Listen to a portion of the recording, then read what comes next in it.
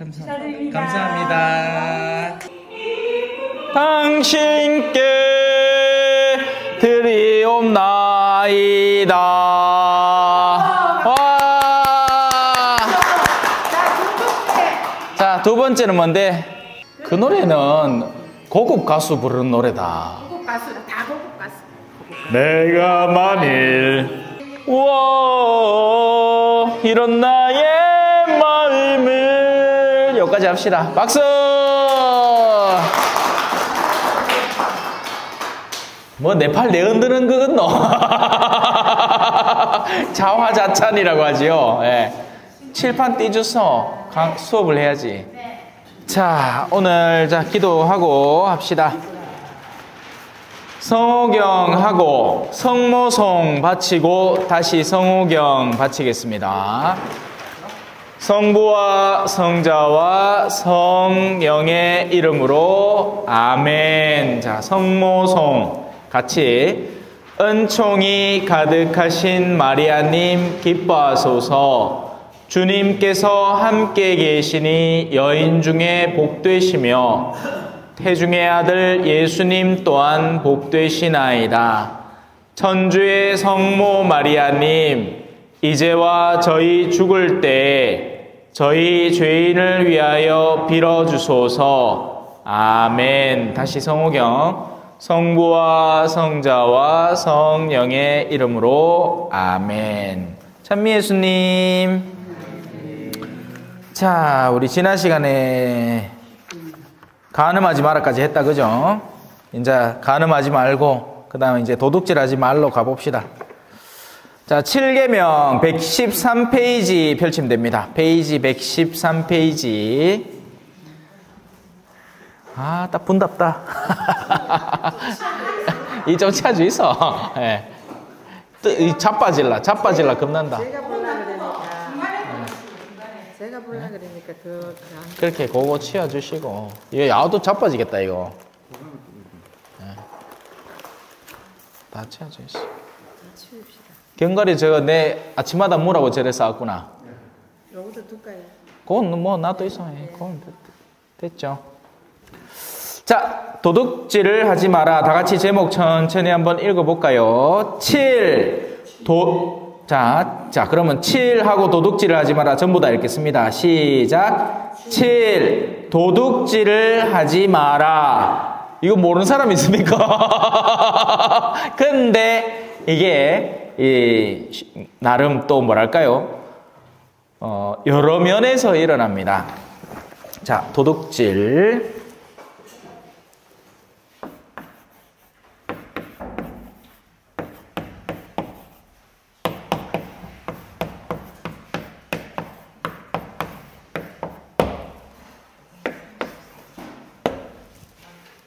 자, 시작하는 김에 1, 2, 3은 하느님을 위한 계명이라고 했죠. 그죠?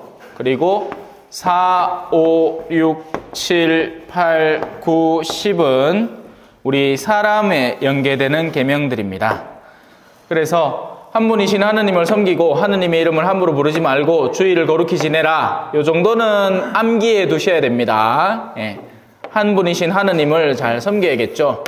하느님의 이름을 거룩히 부르지 마라. 그죠? 요거 두 개 외우면 세 번째 주의를 지키는 거는 여러분들이 나중에는 절로 알게 될 겁니다. 그래서 세 번째는 주의를 거룩히 지내라.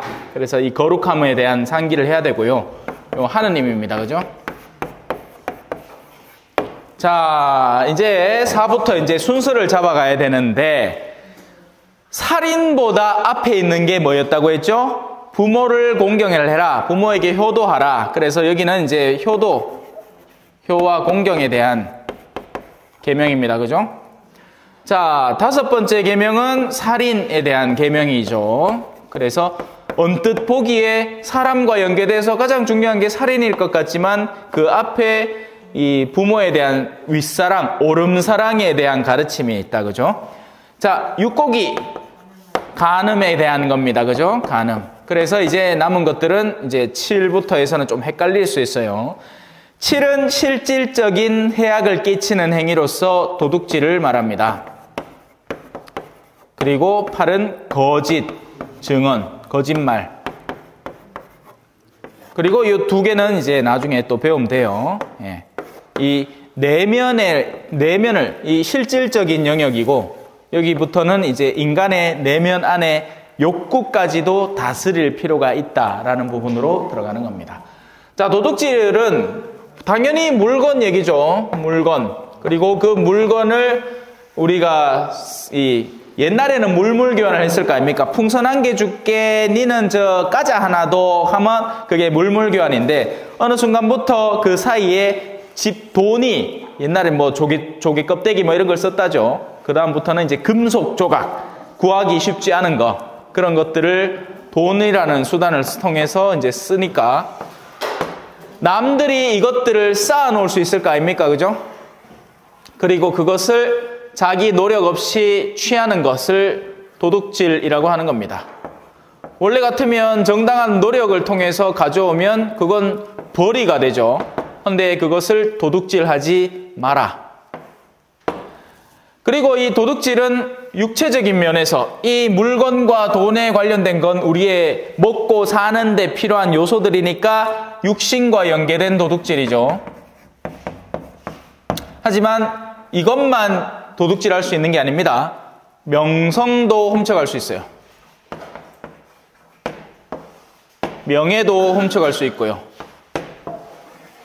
예를 들어서 부하 직원이 다 해놓은 일을 마치 자기가 다 한 듯이 그 영광을 훅 진공청소기 맨키로 땡겨오고 가들은 헌신짝처럼 내버리면 이거를 도둑질해온 거죠. 그래놓고 자기는 인사고과에서 좋은 걸 받으면 심지어 나중에는 돈까지 도둑질을 하게 되는 겁니다. 그죠? 예. 그래요. 그리고 도둑질하는 방법은 여러 가지입니다. 물건 자체를 가져와서 도둑질을 할 수도 있지만 원래 세상으로 돌려줘야 할 부분을 가져다 주지 않으면, 자, 뭔가를 생산해내는 건 내가 했어. 그걸로 돈을 잔뜩 벌었습니다. 그러면 생산하고 나면 뭔가 폐기물이나 부산물들이 남죠. 그런 것들을 내가 정당하게 처리를 해야 자연이 기뻐할 거 아닙니까? 근데 그걸 안 하고 저 뒷동네에 후딱 갖다 버리면 자연이 원래는 맑아야 하는 부분을 내가 도둑질해온 셈인 거죠. 그리고 제가 지난번에도 넌지시 말씀을 드렸지만 이 돈 가운데에는 뭐가 묻는 돈이 있다고? 피가 묻는 돈이 있습니다. 이 피는 다양한 영역에서 들러붙어 묻을 수가 있어요. 탐욕과 이기심 같은 것들이 이 개입이 되는 돈들, 그건 바로 피를 형성을 하고 돈에 들러붙게 되는 겁니다. 부모님이 남기는 유산이 다 깨끗할 것 같아요? 아닙니다. 자녀들 안에 어떤 내면이 형성되어 있는가에 따라서 부모의 유산에 이미 피가 묻을 수가 있기 시작합니다. 그러면 나중에 자녀들이 어떻게 될까요? 머리 쥐뜯고 싸우죠. 내끼라고. 탐욕이 들러붙어 버렸으니까. 그래서 이런 피를 묻히지 않도록 조심해야 되고, 평소부터, 그러니까 이게 그냥 단순히 도둑질을 하지 말라는 게 아니라 우리 내면을 정돈해야 한다는 거죠. 돈이라는 것의 실질적인 가치가 무엇인지를 잘 이해를 해야 됩니다. 돈이라는 것은 결국 이 누군가를 내가 기초, 그러니까 우리는 항상 주님의 기도에서 일용 없니? 뽑기라가 아니고 하루에 쓸만한 영역을 청하죠. 예. 나의 정당한 필요를 말하는 겁니다. 그죠? 근데 우리는 일용할 양식을 청하지 않아요. 수천 년짜리 양식을 청하죠. 예. 이거부터는 뭐다? 탐욕이 시작되는 겁니다. 미래를 위해서 투자할 수 있습니다. 예. 내가 올해 농사를 짓고 그 농사의 이득에서 내가 밥을 먹고 내년도에 농사를 준비할 만한 정당한 투자금을 남겨놓을 수 있죠. 하느님이 그런 걸 갖고 뭐라고 하지는 않는다고요. 하지만 우리는 필요 이상의 과한 것을 욕심내기 시작하면서 그 욕심이 어디로 흘러들어갈까요? 욕심은 타인을 감염시킵니다. 코로나처럼요. 부모가 그렇게 물건이라는 가치만으로 자녀들을 양육을 시키고 나면 자녀들의 마음속에도 자연스럽게 이게 자리 잡게 되는 겁니다. 아이고, 네 옷 새 거 입어서 이쁜 애를 가르칠 줄 안다면 얘야 바르게 행동하고 친구들을 돕는 것도 좋은 일이란다. 그리고 무엇보다도 하느님에 대한 신앙을 회복하는 것이 정말 소중한 일이란다 하면 균형이 잡힙니다. 그런데 그게 아니고 이쁜 애만 하면 무슨 수를 써서라도 이쁜 옷을 입고 싶어하는 아이가 탄생하기 시작하는 거죠. 이런 것들은 이미 유년 시절부터 시작되어 오는 흐름이란 말이에요. 그러면 수많은 것들에 뭐가 묻는다? 피가 묻는 거죠. 그리고 그 피가 묻은 돈들에는 다툼과 싸움이 끊이질 않는 겁니다. 그래서 물론 도둑질, 나중에도 또 남의 재산을 탐내지 말라에 나오지만, 자, 일단 도둑질 한번 들어가 봅시다. 이거 모르는 사람 뭐가 있겠습니까? 그죠? 자, 이 계명을 통해서 나는 다른 이들의 재물을 존중하고 올바르지 못한 방법으로 내 것으로 삼으려 하지 말아야 한다는 것을 배웁니다.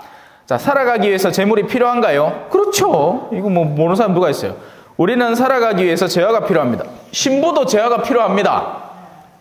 그래야지 차를 굴리고 내 삼시세끼 밥을 먹지. 그나마 우리 요세피나 자매님 많이 챙겨줘시가 도움이 많이 된다마는 그래도 어디 가갖고 친구들하고 밥이라도 한 끼 사 먹고 하려면 재화가 필요하죠. 이런 옷들도 그죠? 수단 엄청 비쌉니다. 신부가 입는 옷은 다른 사람이 입을 수가 없잖아. 그러니까 희소성 때문에 가격이 엄청 높아져 있어요. 이게 대량 생산되면서부터 값이 떨어져야 되는데 대량 생산이 안 되니까 전부 다 맞춤복이니까 그래요. 제일 엄청 비쌉니다. 근데 이거는 에피소드인데요. 제가 남미에서 이제 일을 하고 왔지 않습니까? 그 동네 아줌마들이, 자매님들이 이제 거기에도 제 입방에서 봉사를 해주시는 자매님들이 있는데 제가 항상 그 동네는 우리처럼 깔끔하게 막 차려놓고 막 이런 게 없어요. 그냥 제가 알아서 꺼내 입고 갖다 걸어놓고 하면 장백이 모간지가 새카매. 그러니까 자매님들을 보고 안 됐는 기라 아이고 우리 신부님 옷을 한번 빨아드려야 되겠다. 그래가 장백이는 그렇게 빨아도 되는데 제일을 빨아버렸는 거예요. 그러면 어떻게 되는지 아세요? 이 수놓았는 칠에 있던 물이 다 빠져가지고 엉망진창이 됩니다.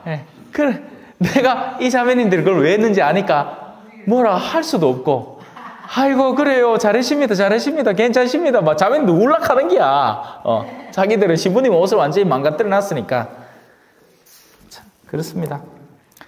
자, 그래서 집, 옷, 음식, 의식주라고 하죠. 생필품, 일을 위한 물건과 그 밖에도 여러 가지 것들이 필요합니다. 무조건 돈이 많다고 나쁜 사람이 되는 게 아닙니다. 정당하게 운영하는 것을 가진 책임 있는 사람에게는 자기 수하에 있는 사람들, 자, 내가 사장이다. 그럼 부하 직원 월급을 줘야 될 거 아니에요. 그리고 그 부하 직원들의 이 복지를 신경 써야 되고 뭔가 회사를 더 활기 있게 갖고 가야 하는데 소요되는 수많은 것들이 필요하죠. 그런 것들을 갖는 것이 나쁜 일은 아닙니다. 돈을 무조건 많이 갖고 있다고 욕할 게 아니에요. 탐욕스러움이 개입될 때부터 외국인 노동자들을 들여다 놓고는 인마들 중에 불법 체류자가 있다는 걸 알고는 임금도 제대로 안 주고 니 까불면 쫓아내뿐데 하고는 나중에 실제로 쫓아내. 왜? 벌금 내는 비용이 걔들한테 정당하게 줘야 될 금액보다 훨씬 적으니까 그런 나쁜 짓을 막 하는 겁니다. 참 나쁜 사람들 많죠. 그죠? 그래요. 물질적인 것들은 중요하지만 살면서 가장 중요한 것은 아닙니다. 예수님이 성경 안에 보면 이런 말을 합니다. 악마가 광야라는 곳으로 예수님을 끌고 가요. 아니, 악마가 끌고 간 게 아니고, 자, 저 말 잘못했다. 큰일 날 뻔했다. 성령께서 예수님을 광야로 인도를 합니다. 자, 그래요. 자, 예수님도 하느님이고 성령도 하느님이잖아요. 예수님은 성자고, 그죠? 그리고 이 성자와 성령은 성부의 뜻에 순종하고 있죠.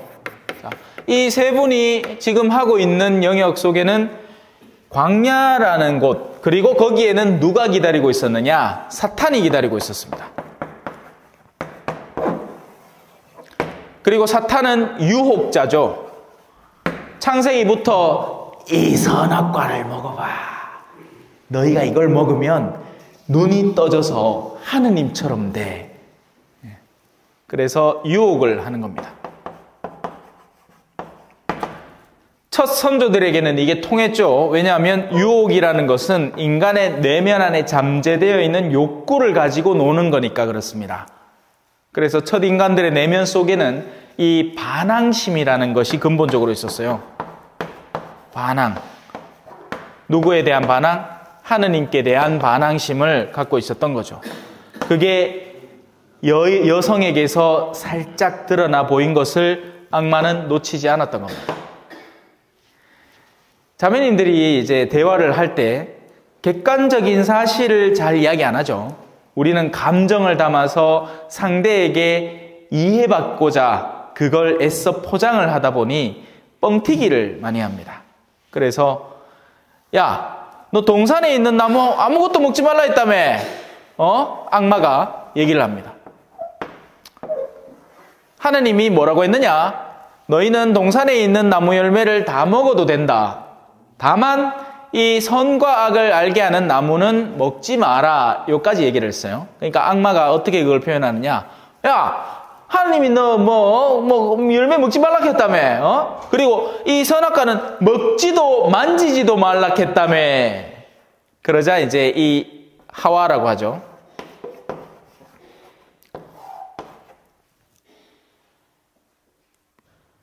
그 표현 속에 반항심이 드러난 거. 그러자 사탄이 얘 꼬실 수 있겠구나 하고는 이제 유혹을 들어간 거죠. 유혹은 다시 얘기하지만 이미 하와의 내면 속에 있던 이 반항심을 자극시킨 겁니다. 배고픔이 있어야지 사과로 유혹을 하지. 성에 대한 욕구가 있어야 이쁜 아가씨로 유혹을 할 거 아닙니까? 그죠? 그래서 유혹당하는 것은 이미 그 안에 내재되어 있는 어떤 것. 여기에서 우리는 교훈을 얻을 수 있죠. 여러분 안에 내재되어 있는 것을 미리미리 다스려 놔야 됩니다. 그게 엄청 불어나지 않도록. 안 그러면 유혹의 도구가 되겠죠. 남편들이 흔히 바람을 피웠다. 그죠? 그러면 나쁜 짓 맞아요. 그 사람 잘못했어요. 하지만 그 내막을 자세히 살펴봤을 때 아내가 소홀히 해온 영역들이 누적되어서 그 유혹까지 닿을 가능성도 배제할 수는 없습니다. 이렇게 표현을 하는 게 제일 부드럽더라고. 말 그대로 섹스리스 부부가 된 거예요. 어느 순간부터. 그러니 남편은 욕구가 아직 살아있는데 그게 채워지지 않으니 이제 바람필 대상자를 찾기 시작하는 겁니다. 자, 이 사탄은 그렇게 유혹하는 사람으로서 자기에게 다가온 예수님에게 돌띠를 하나 딱 빚으면서 이걸 빵으로 돌을 빵으로 만들어 보시오 라고 합니다. 그러자 사람이 빵만으로 살지는 않는다. 빵으로 사는 건 맞다. 뭐가? 육체가. 하지만 영혼까지 빵으로 사는 건 아니다. 인간은 빵만이 아니라 하느님의 말씀으로 살아가야 한다. 우리는 그래서 배워야 되는 겁니다. 배워야 돼. 거룩한 영역들을. 자, 물질적인 것은 중요하지만 살면서 가장 중요한 것은 아닙니다. 하지만 현대사회는 마치 물질이 가장 중요한 것인 양, 곰곰이 따져보면 결국에는 다 물질로 갑니다. 그리고 그 물질의 이면에는 뭐가 숨어 있을까요? 결국엔 나 자신이 숨어 있습니다. 내가 욕구하는 것을 채우는데 물질의 용도는 뭡니까? 자, 이거 자몽살락하면 뭐 해야 돼요? 가서 주인한테 사정하면 줍니까? 우리 신부님이요, 건강이 안 좋아갖고 딴 거는 못 먹고 케이크를 줄 수는 없고 자몽이 꼭 필요한데 하게만 주이소 한다고 줘요? 안 주죠? 뭐 해야죠? 돈 내야 줍니다. 그죠? 예. 우리가 세상에서 욕구하는 것을 얻고자 할 때 얻을 수 있는 가장 확실하고 빠른 수단으로서 돈이 존재하기 때문에 그 돈의 이면에는 내가 욕구하는 것이 숨어 있는 겁니다. 그게 우상이에요. 딴 게 우상이 아니에요. 우상은 뭐 성상이나 뭐 더 그림이나 이런 걸 만들어 놓는다고 우상이 되는 게 아니라 그 그 뒤에 하느님의 자리에 굳건히 서 있는 어떤 것, 그게 우상이 됩니다. 자, 왜 다른 사람의 재물을 존중해야 하나요? 내가 내 영역을 존중받고 싶으니 다른 사람도 존중을 해야죠, 그죠? 왜냐하면 다른 사람에게도 재물은 필요하기 때문이고 그 사람 역시 재물을 마련하기 위해서 열심히 일해야 했기 때문입니다. 그 누구도 자신의 것이 아닌 것을 제 몫으로 삼으려 하거나 손해를 끼칠 권리는 없습니다. 자, 이 계명은 무엇을 하지 못하도록 하나요? 다음과 같은 바람직하지 않은 일을 통해서 다른 이의 재화를 옳지 못하게 자기 것으로 삼는 행위를 금지합니다. 절도, 타인의 재물을 부당하게 취하는 일, 사기, 속임수를 써서 타인의 재산에 손해를 끼치거나 내 것으로 삼는 일. 제가 봤을 때 우리 한국은 말 그대로 사기 공화국입니다. 어마어마하게 전문화되어 있어요. 사람들이 똑똑함이 도를 넘어섭니다. 순진한 사람들은 사기를 칠라 해도 사기를 칠 수도 없어요. 똑똑해야 치는 거예요, 사기는. 예, 참 대단하죠. 우리나라 사람들은 정말 이 머리가 남다르게 똑똑합니다. 제가 유심히 살펴보니까 그 이유가 이런 것 같아. 이건 제 개인적인 의견이에요. 남미에는 배가 고프마 길 가다가 망고 하나 뚝 띠가 무마돼. 그러고 뭐 춥다 해봐야 한 15도 정도 되기 때문에 옷만 좀 두껍게 입으면 살 수 있습니다. 근데 한국은 어때요? 극단의 환경을 왔다 갔다 하죠. 우리의 여름은 웬만한 더운 여름 나라보다 거기 준하게 덥고 겨울은 또 극단적으로 추워요. 먹을 게 한 개도 없을 정도로, 그죠? 그러다 보니 머리를 안 쓰고서는 살 수가 없는 환경인 겁니다. 그러니 온갖 우리나라의 그런 기와집이나 한 번은 경북궁에 그 관광 가갖고 설명을 듣는데 와, 우리나라가 이런 것까지 신경을 썼구나. 뭐 어디 바람구멍, 뭐 물구멍 이런 것들이 정교하게 디자인되어 있습니다. 그리고 우리가 살고 있는 그런 뭐 온돌식 구조나 이런 것들이 어마어마하게 머리 좋은 사람들이 하는 거죠. 예. 그런데 이제 그거를 그렇게 좋은 데 쓰면 좋은데 사기 치는 데 쓰니까 예? 참 대단하지. 자, 넘어갑시다. 뇌물. 요 동네, 요런 동네 조심해야 됩니다, 뇌물. 예? 서로 돈미기 놓고, 내 잘 봐달라. 아전인수라고 하죠. 제 눈에 물대기. 공무원한테 잘 비나갖고, 내 금방 안다, 그거. 걔가, 심지어는 우리 성당에 차를 떡 대놓고는 신자도 아닌 사람이, 그래, 떡 나왔고, 아이고, 안녕하세요. 그래, 성당에만 차대지 말고, 성당도 좀 나와있어. 가면, 당장 뭐라 한지 아십니까? 우리 고모님 중에 수녀님 있는구만요. 하면 내 한마디 합니다. 웃자라고요. 그게 내하고 뭔 상관인데? 신분이 많은구만. 웃자라고요. 내하고 아무 상관없구만. 저는 지금 형제님한테 얘기를 하는 겁니다. 예? 성당의 시설들을 쓰시고 싶거들랑, 예? 기왕이면 신앙도 같이 쓰시라고. 마당만 쓰시지 말고 신앙에도 나와서 배움도 좀 하시고.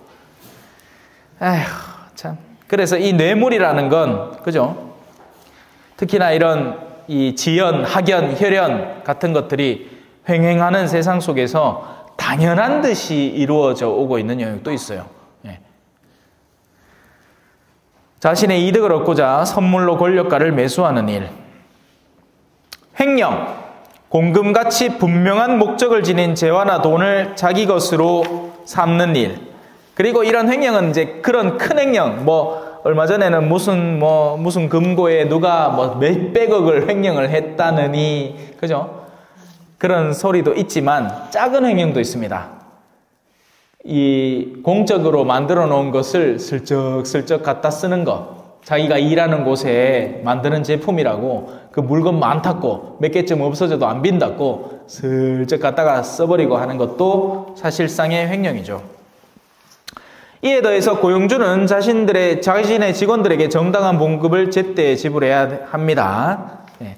이 계명은 나에게 어떤 가치를 키우도록 하나요? 7번째 계명은 청렴, 올곧은 행실과 정의를 증진시키게 합니다.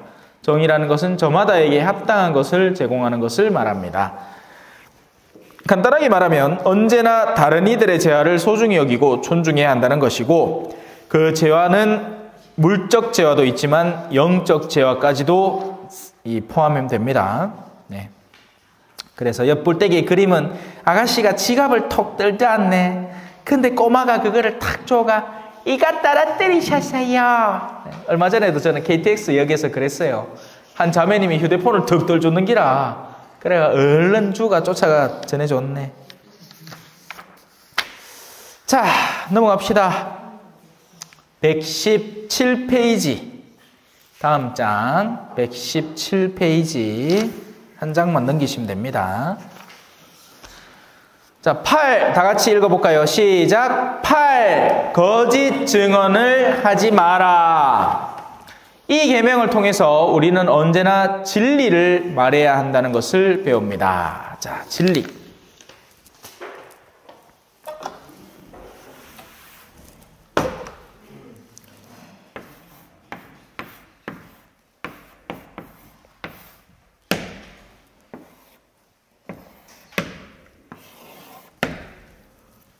사실이 있고요. 사실. 법원에서는 이걸 갖고 놀죠. 네, 사실, 실질적인 증거를 보고 아, 이 일이 실제 일어났다. 뭐 갑자기 어떤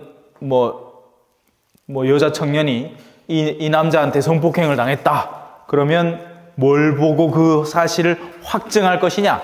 단순한 증언만으로 안 되니까. 근데 그런 성적인 영역에서는 증언만으로도 된다죠. 일관성 있는 진술만 하면 그 사람을 심지어 무고로도 걸고 넘어질 수 있다 합니다. 무서운 세상이 됐어요. 옛날에는 뭐가 있으면 증거가 필요했습니다. 그런데 지금은 그런 증거 없이도 누군가가 일관성 있는 진술만 하면 거기에다 힘을 실어줘 버리는 그런 지경까지 와버렸습니다. 자, 그래서 법원은 이 사실을 두고 싸우죠. 무엇이 사실인가? 근데 사실은 표면적인 겁니다. 겉에 드러나는 거죠. 진리는 내면적인 겁니다. 자, 울타리가 있습니다. 여기는 양들이 있겠죠.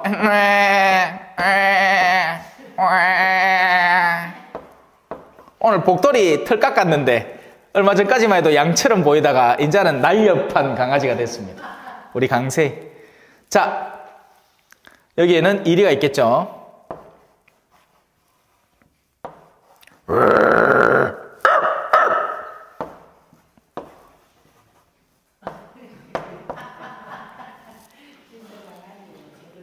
사실은 요게 양울이고 이게 늑대 소굴이라는 겁니다. 하지만 진리는 그보다 내면적인 부분을 다룰 수 있습니다. 새끼 양이 나갔습니다. 그래서 목자는 양을 찾아 늑대우리로 들어갑니다. 찾았다. 자, 이 순간의 사실은 목자가 늑대우리에 있다는 것이 사실입니다. 하지만 진리는 그 목자는 소중한 존재를 구출을 해서 데려오기 위한 움직임을 보이고 있는 거죠. 거꾸로도 가능합니다. 여기에 뭔가 이상해 보이는 양이라는 가면을 딱 쓴 존재가 있습니다. 뭐겠어요? 양의 탈을 쓴 늑대입니다. 사실은 양우리 안에 존재하는 것이지만 진리는 양을 죽여 없애기 위해서 양우리에 잠적해 들어온 존재입니다. 한때 신천지가 한창일 때 온 교회 각지마다 쳐들어간 겁니다. 그래 놓고는 그 안에서 이행되는 이 예비자 교리 시스템만 거치고 나면 얼마든지 거기에 동화되어서 활동할 수 있으니까 그게 뭐겠어요? 바로 이리떼들이 양의 탈을 쓰고 들어온 거죠. 그래, 교회마다 신천지 아웃 써붙여놨어. 그래요. 근데 그게 이 천주교에는 잘 안 오는 게 천주교회는 어르신들 빠에 없어, 텔코 가봐야 의미가 별로 없는 게예요. 젊은이들을 끌어와가 활력 있게 활동을 해야 되는데, 천주교는 막 전신만신 이제 어르신들 빠에 없으니까, 가도 그래. 여튼 그렇습니다. 그래서 진리가 뭔지 대충 감이 잡히죠. 예. 빌라도라는 사람이 있었습니다. 지금 우리가 사순시기를 살고 있잖아요. 사순시기는 순환의 시기고 예수님이 빛으로 부활하기, 다시 되살아나서 우리에게 영광과 더불어 오시기 전에 순환당하는 시기를 40일 동안 살고 있는 거예요. 그 순환의 막바지, 우리가 다음 주에 성지주일 날 여러분들이 미사를 오시면 다가오는 일요일이 거룩한 가지주일, 성지주일이라고 합니다. 예수님이 예루살렘이라는 곳에 순환을 위해서 들어가면서 백성들이 뭐를 했느냐? 당대에는 자기가 입고 있는 겉옷, 여러분들이 옷 여러 개가 있잖아요. 그죠? 지금이야 다 그냥 옷이지. 근데 옛날에는 속옷이 있고 겉옷이 확연하게 구분이 됐었어요. 그리고 겉옷이라는 것은 특별히 더 신경을 써서 제작을 하고 술을 놓고 막 화려한 술을 달고 그렇게 해가지고 지위 고하를 드러내기도 하고 굉장히 소중하고 중요한 옷이었던 겁니다. 그런데 예수님이 예루살렘에 들어가신다, 그것도 당나귀를 타고 들어가신다 할 때 사람들이 자신의 겉옷을 벗어서 우리에게 다가오시는 영혼의 구원자 임금에게 밑에 깔아드리면서 나무가지를 꺾어서 환호를 막 한 겁니다. 그게 성지주일이라는 거예요. 그 성지주일에는 순환 복음이라는 것을 있습니다. 복음은 기쁜 소식을 복음이라고 하는데 순환을 특별히 강조한 순환 안에서 묘사되는 예수님의 모습을 순환 복음이라고 하죠. 그런 순환 복음들 안에는 예수님의 재판 과정이나 이런 게 나오는데요. 거기에 당대의 빌라도, 총독,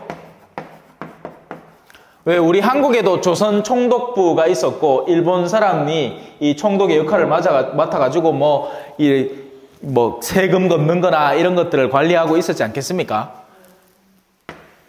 이 빌라도라는 사람이 예수님을 앞에 딱 놓고 이야기를 합니다.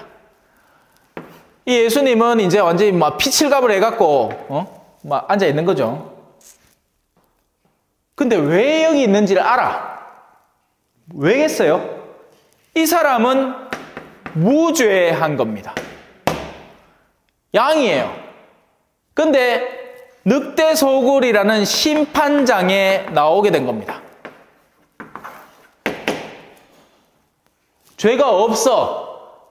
자기가 지금까지 들어온 바나 신문을 해봐도 사람들이 주장하는 바에 대한 것을 조금만 들여다봐도 이게 그 사람들이 조작해내고 억지로 만들어내고 있는 이야기라는 것을 아는 겁니다. 그래서 예수님과 대화를 나누면서 예수님이 진리에 대한 이야기를 합니다. 진리를 알아야 된다. 진리를 아는 사람이어야 된다. 그러자 빌라도가 진리가 무엇이요? 하고 묻죠. 뭐가 진리일까요?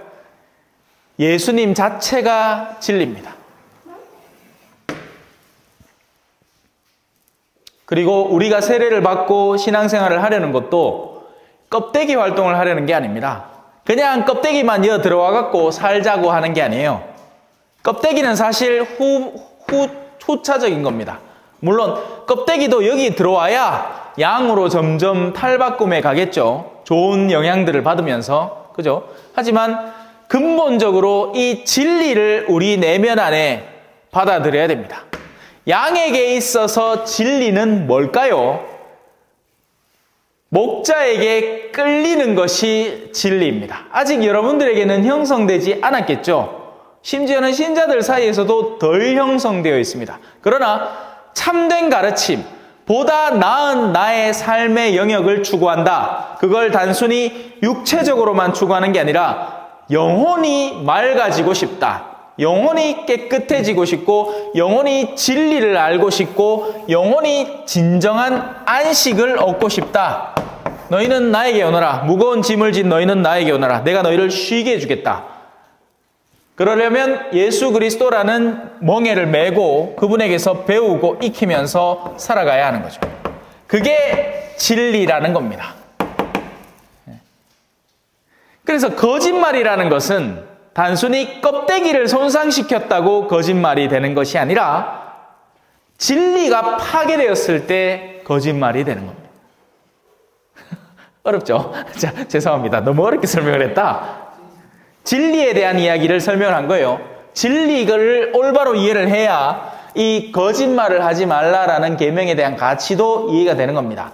진리를 거스르는 게 거짓말이라고요. 그냥 뭐 예를 들어서 옛날 호랑이 담배 피던 시절 거짓말이죠. 그러면 저 신부님 거짓말쟁이다 이렇게 얘기하면 됩니까? 아니죠. 저는 이 이솝 우화나 이런 이 전래동 우화를 통해서 여러분들에게 교훈적인 내용을 전하고 싶은 것이 진리인 거죠. 이 구분을 올바로 해내야 거짓말에 대한 것을 미연에 방지하고 아예 근처도 가지 않을 수 있습니다. 그래서 하나님의 진리 안에 사는 사람들은 죄를 지을 수가 없는 겁니다. 왜? 진리가 그를 지배하고 있는데, 심지어는 그런 사람들은 일이 늑대 소굴에 들어갔다가도 다시 필요한 목적을 달성을 하고는 나올 수까지 있는 사람이 되는 겁니다.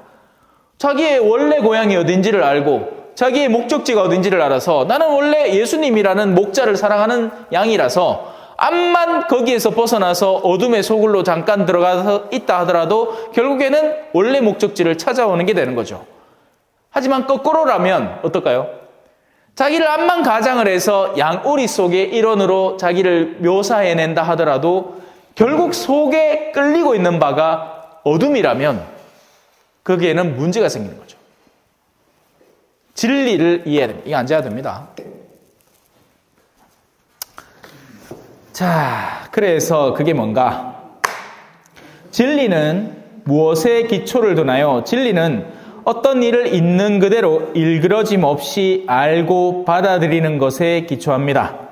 우리가 완전히 알 수 없는 현실, 일 또는 상황이 있다는 것은 사실입니다. 하지만 그것을 부정하거나 일그러뜨려서는 안 됩니다. 사람이 그렇죠. 자, 우리가 이걸 지금 여러분이 보시는 쪽에서 이걸 보면 순녹색입니다. 그죠? 물론 거기다 이쁜 그림까지 있어요. 그죠? 하지만 제가 바라보는 쪽에서는 전혀 다른 세상이 펼쳐지고 있죠. 내가 바라보는 쪽에서는 녹색이 없습니다. 자, 우리 인간은 자기가 바라보는 시야를 갖고 있습니다. 여러분들은 그 자리에 앉아 있으니까 지금 그 시야의 한계를 체험하고 있는 거죠. 이 풍선 뒤에 내가 뭘 숨겨놨을지, 이 풍선 뒤에 뭔가 색다른 도구가 있을지 여러분들의 입장에서는 잘 안 보이는 거예요. 그죠? 그걸 가지고 이제 노는 게 마술이죠. 마술은 시야를 교묘하게 속인 다음에 순식간에 다른 째에서 꺼내게 만듭니다. 가리기만 하면 돼요. 적절한 수단으로. 그죠? 가리면 이 안에 있는 것처럼 보인단 말이에요. 이미 이 손 안에 있는 거죠. 그래서 사람 눈은 어떻다? 속기 너무 쉽단 말입니다. 그게 정치 안에서도 일어나는 일이고 세상의 모든 영역에서 이런 속임수가 가차없이 일어나고 있단 말이에요. 그러니 우리가 무언가를 올바로 심판해낼 수 있을까요? 없습니다. 왜? 인간의 내면 속에는 자, 우리가 지금 과학이라는 기술을 통해서 심리학까지 발달을 시켰죠. 그래서 그 사람이 말하는 순간에 짓는 표정이나 아니면 시선의 이동이나 그 사람이 하는 행동을 통해서 많은 것들을 사실 읽어낼 수 있습니다. 하지만 절대로 알 수 없는 것, 그 인간의 영혼 속에 들어있는 의지죠. 그리고 이 의지는 재밌게도 왼쪽으로 가다가도 오른쪽으로 바뀔 수 있는 겁니다. 그 전환을 뭐라고 하느냐? 회개라고 하는 겁니다. 회개라는 것은 점심때 회를 먹고 저녁에 게를 한 그릇 한다. 왜 항상 이렇게 얘기하냐면 회개 카마 사람들이 전부 다 어떻게 썼느냐? 이랬거든. 이거 틀렸습니다. 회개 이거 아니에요.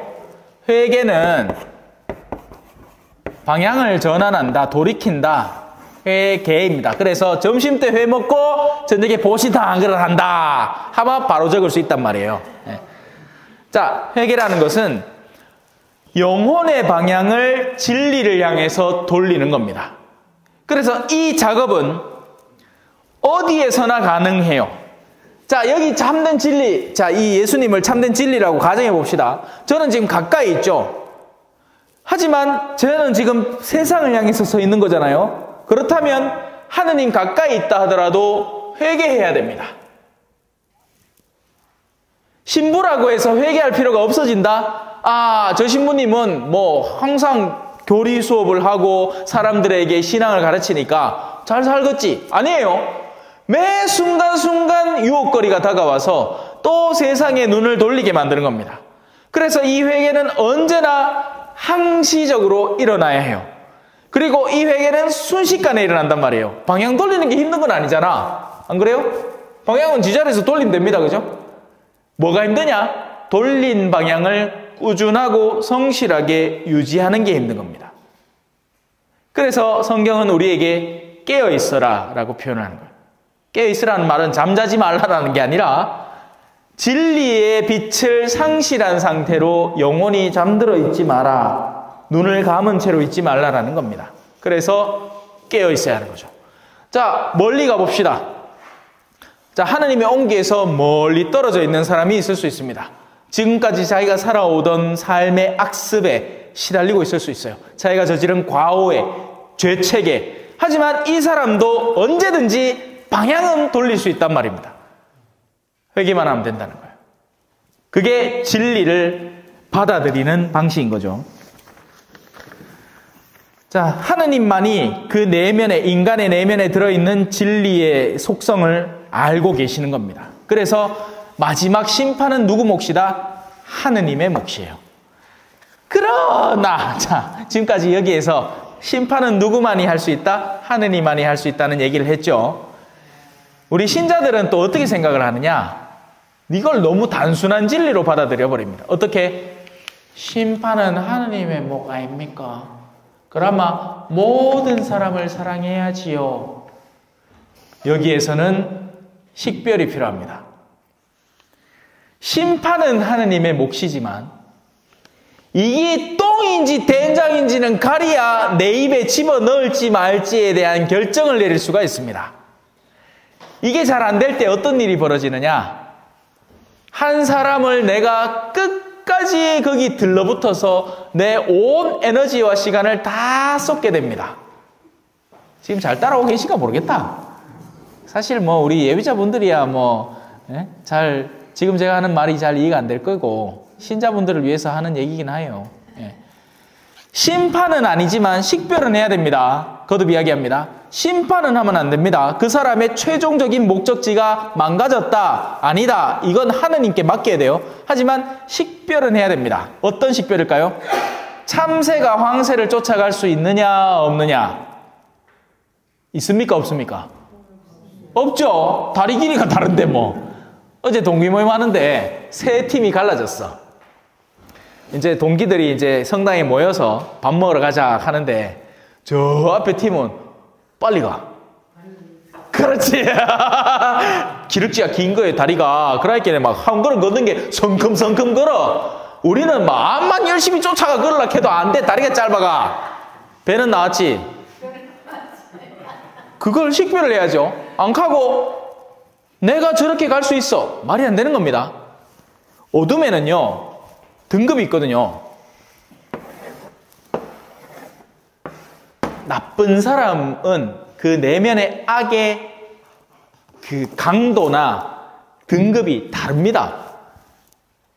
어둠은요, 그냥 갓 접어든 어둠이 있는가 하면 한 사람이 그냥 오늘 너무 짜증이 나서 일하다가 너무 지쳐가지고 바락 했어. 그러면 이건 그냥 얕은 어둠이에요. 근데 교묘하고 음험한 어둠을 하는 사람이 있습니다. 반대로 선도 마찬가지라고요. 선도 굉장히 강인한 선이 있습니다.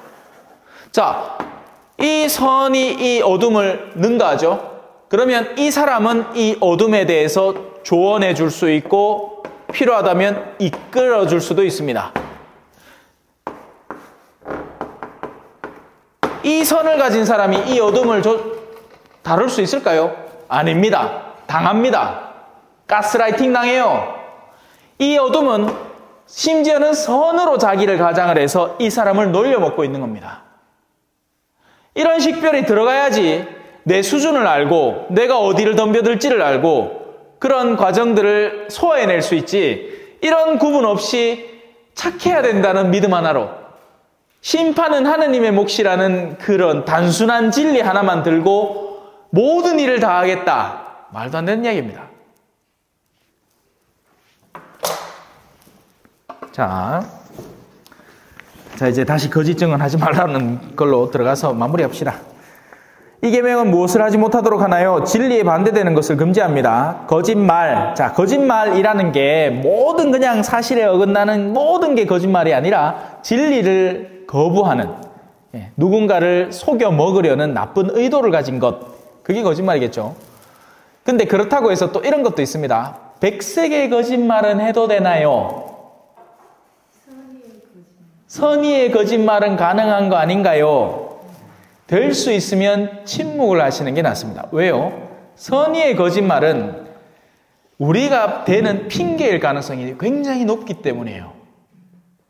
그 상황을 모면하기 위해서 거짓말을 하고 싶은 거지, 그 거짓말은 나중에 그것이 밝혀졌을 때 더 큰 악으로 돌아올 가능성이 존재를 한단 말입니다. 네 다리 밑에서 주웠다. 나중에 그 아가 알마 성질을 먹어지내죠. 이건 농담인데, 왜냐하면 제가 어렸을 때 많이 들었거든. 네 다리 밑에서 주웠대. 근데 이제 그 말이 엄마 다리 사이에서 주웠다는 얘기죠. 틀린 말은 아니었어. 근데 예를 들어서 이제 나는 선의의 거짓말을 한다고 했는데 그것이 나중에는 더 큰 악으로 발전해 갈 가능성이 있기 때문에 될 수 있으면 침묵을 이용하는 게 낫습니다. 근데 예를 들어서 뚜렷한 상황, 지금 노루 한 마리가, 왜 이 전래동화 같은 거 보면 노루 한 마리가 이제 살인자에게 쫓겨서 내 앞에 올 수 있죠. 뭐 노루야 동물이니까 그거에 뭐 거짓말하고 그럴 이유는 없지만, 사람이 있는데 그 사람이 와서 예를 들어 나치 점령 시대에 내 집에 유대인들이 숨어 있어. 그러면 내가 솔직해야 된다고. 저 있는데요. 가만 다다다다다다다. 아니죠. 그런 경우에는 이제 윤리적인 분별이 들어가는 겁니다. 근데 우리는 너무나 낮은 수준의 단계에서 선의의 거짓말을 일하는 것을 핑계 삼아 거짓말을 하고 싶은 거예요, 사실은. 그건 조심해야 돼요. 자, 중상, 거짓으로 고발하는 일. 현대에는 이 무고죄라는 게 흔한 일이 됐죠. 얼마 전에 그 유명한 배우 하나도, 그죠? 지나친 무고로 인해서, 그죠? 자, 비방. 누군가를 거짓되게 공개적으로 비난하는 일. 자매님들로 치면 이제 뒷담화죠. 뒷담화. 험담도 마찬가지고, 그죠? 별다른 이유 없이 타인의 부족함을 공개적으로 말하는 일.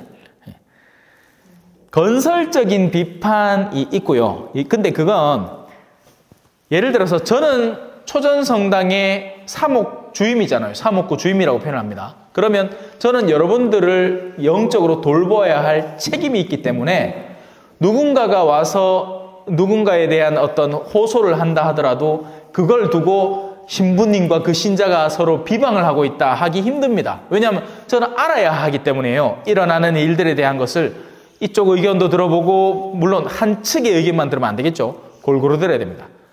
근데 그게 아닌 거죠. 자매님들이 흔히 하는 이야기는 제3자를 가져와서 씹고 뜯고 마보이 하는 겁니다. 안주거리로 삼아서 그냥 그날의 그냥 재미로 삼는 거죠. 그러면 안 돼요. 그럼 나중에 큰일 납니다. 모욕, 행동이나 말로 다른 이의 존엄을 송사하는 일. 어째서 거짓말, 중상, 비방, 험담, 모욕을 하면 안 되나요? 왜냐하면 모든 사람은 사회 안에서 좋은 평판을 얻을 존엄함과 권리를 지니고 있기 때문입니다. 그래서 앞서 도둑질에서는 물질적인 면이 좀 더 강조되었다면 이 후자의 이 거짓말에서는 영적인 도둑질이 거기 포함되어 들어가는 거죠. 거짓이나 중상, 비방이나 모욕으로 다른 이에게 손해를 끼쳤다면 어떻게 해야 하나요? 어떻게 하긴 갚아야지. 용서를 청하는 것에만 멈추지 말고 그에게 야기한 손해를 회복해야 됩니다. 내가 훔쳐간 건 물건도 마찬가지예요. 내가 훔쳐간 건 다시 그 자리에 갖다 놔야 됩니다. 자, 불가능한 경우가 있겠죠? 어떤 경우겠어요? 뭐 엄마한테 했는데 엄마 돌아가셨어. 이거 어떻게 갖다 놓노? 근데 그게 아닌 거예요. 지금 우리가 하는 예를 들어 도둑질에 대한 어떤 고백을 한다면 그게 돌려주는 게 가능한 길이 열려 있단 말입니다. 그러면 돌려줘야 하는 거예요. 그래야지 그 어둠에서 벗어나는 일이 완성되는 겁니다. 안 하고 100억 훔쳤습니다. 용서받아. 그리고 용서받고 예! 이제 나는 죄도 용서받았고 돈도 100억씩 말이 안 되는 거예요. 아니에요. 돌려줘야 됩니다. 그에게 가한 고발이 사실이 아니라고 공개적으로 밝혀야 한다. 심지어 명성도 마찬가지예요. 내가 손상시킨 명성이 있다면 공개적으로 회복시켜줘야 됩니다. 때로는 사법기관이 그를 처벌할 수도 있기 때문에 그렇죠. 예를 들어 어떤 자매가 어떤 남자가 자기를 성폭행했다고 무고를 한 거예요. 그래놓고는 성당 와서 죄송합니다. 저 거짓말했습니다. 그럼 거짓말 용서받아 줬어. 근데 그 남자는 잡혀 들어가 있는 거예요. 계속 자신의 거짓말의 결과가 계속해서 영향을 주고 있는데 아무 조치를 취하지 않아? 그러면 용서를 받는 게 아닌 거죠. 어떻게 보면. 왜냐하면 지금 일어나고 있는 죄책에 대해서는 책임을 지고 있지 않으니까. 간단하게 말해서 하나님께서는 진실하시기에 우리도 진리를 사랑하고 수호하기를 바라십니다. 그 누구도 거짓된 증언, 중상, 비방, 험담, 모욕으로 다른 사람을 해칠 권리가 없으며 거짓말을 할 권한도 없습니다. 그래서 진실을 항상 이야기하도록 해요. 자, 이제 2개 남았습니다. 마지막 시간에는 이제 요런 것들은 짧게 하면 되고요. 뭐 궁금한 거는 따로 있습니까? 말씀하셔도 됩니다. 아직 시간이 좀 남았어. 묵주를 사놓았다는 거는 뭐 선물을 하겠다는 건가요? 작년에도 샀길래 네. 예산에도 있고 이랬을 그래서 뭐 이따가 예비자 선물로 드리면 되겠네. 예. 그래요. 여튼 사실 우리 성당이 투자를 많이 합니다. 예. 그래서 저는 이런 체험들을 시켜드리고 싶은 것이고, 왜냐하면 거저 받는 거예요. 거저 많은 것들을. 시작하는 시점에서는 여러분들이 사실은 뭐 제가 여러분들에게 빚진 거 한 개도 없습니다. 그죠? 빚은 여러분들이 저한테 줬죠. 그죠? 그렇다고 해서 제가 그걸 요구하지도 않을 거예요. 걱정하지 마세요. 그거는 여러분들이 충실한 신앙생활로 갚아주시면 됩니다. 그리고 충실한 신앙생활을 이렇게 해갖고 또 뭐 막 극단적인 맹목적인 신앙 이런 게 아니라 하늘나라 가자는 거예요. 같이. 그랬으면 좋겠어요. 이 삶의 마지막에 내가 삶을 훑털고 났을 때 눈을 감았다 떴을 때 내가 하느님의 품 안에 있기를 바라서 이 일을 하는 거니까 여기 계신 다른 모든 분도 같은 거니까요. 그랬으면 좋겠습니다. 자, 뭐 궁금한 거는 따로 없나요? 이때 아니면 언제 시모님한테 질문할래요? 네? 낸자 나중에 신자 되면 내 근처도 안 올 간디. 네? 오늘만 해도 뭐 내 옆자리 잘 안 앉으려 하더라 다들. 그렇습니다. 자, 그러면 마무리를 하겠습니다. 이 두 분은 연락도 없이 안 오시노? 뭐 또 일이 있으시면 몸이 안 좋으시기나. 오늘 면담하려고 했는데. 알겠습니다. 자, 마친 기도는 성모성 한 번 더 바칠게요. 마친 기도는 성호경, 성모송, 성호경 이렇게 바치겠습니다. 성부와 성자와 성령의 이름으로 아멘. 자, 성모송.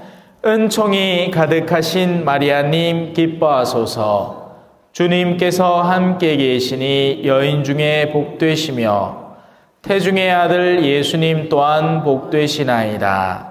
천주의 성모 마리아님, 이제와 저희 죽을 때 저희 죄인을 위하여 빌어주소서. 아멘. 성호경, 성부와 성자와 성령의 이름으로 아멘. 수고하셨습니다.